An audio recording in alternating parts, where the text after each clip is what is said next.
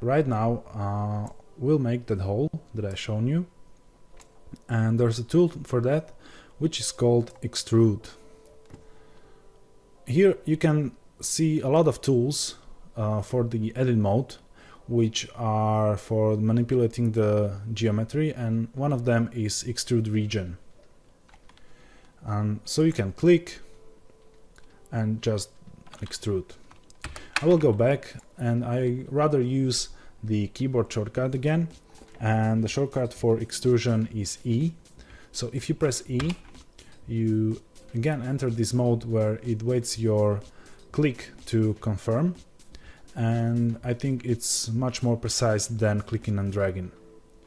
Let's extrude to the inside a bit and confirm.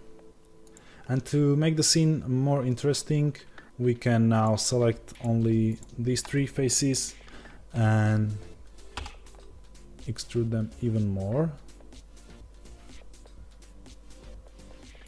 Okay, and right now, if you look here, we have something similar. The next thing we want to do is to make the seaweed around the cube, and to be able to do that we need to extrude the polygons which go around the cube right here. So you can always go and shift and click, select them all, and rotating and clicking again, but it will be kind of tedious, so there's always a better way to do that, and I want to introduce you to something called edge loops or selection loops.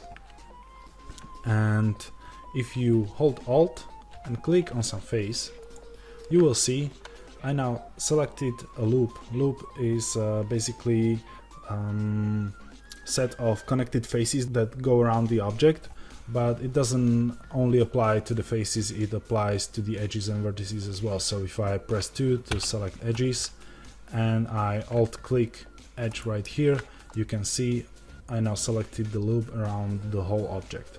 So let's go back by pressing 3 and let's select the face loop right here. If you click closer to the top, you will select this loop. If you select closer here in this direction, you will select this loop right here. And again, you can add to the selection by holding the shift key. So if I press Alt, Shift, and click again in this direction, and then again and again, in the 4 clicks I have now selected the whole outside area of the cube. Now to the extrusion itself, you can't just press E and extrude the faces, because they would just go into the same direction. Remember, if anytime you press E to extrude and you cancel it by pressing Escape, you didn't cancel the extrusion, you just canceled the movement. So the polygons, or the vertices rather, are now doubled. So you need to press Ctrl Z to clear the geometry again. How do we extrude in every direction? Right here on the extrude region tool, you can see this little arrow, and if you click and hold, you can see there are multiple options of how to extrude, and one of them is extrude along normals. And before I show you that, I want to explain what normals are. If you go to the overlays, and right here under the normals, you can enable display of the normals. Now you can see every face, every polygon has this little line going from its center, and it's basically a vector pointing from the center of the polygon, and it's perpendicular to the surface of the polygon. So it's basically the direction of the polygon. So extruding along normals, as you can see, will be extruding in the directions the faces are facing.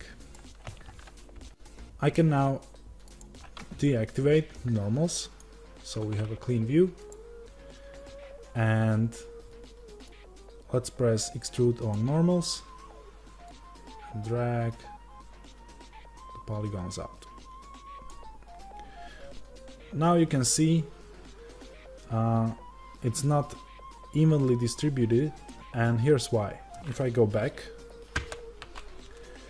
you can always extrude by using the E key, and if you want the alternative version of the tool, you can press Alt and E, and here are the same multiple options like in the toolbar. If I press along normals, I enter the extrusion mode, and the extrusion along normals is always this kind of spherical, and if you want to make it even, you press the S key and it makes it even. So let's extrude it like this. And right now the last thing to do is extrude it a bit upwards. So that's something you already know. You just hold Alt key, select the edge loop, press E to extrude, drag it out a bit, and confirm.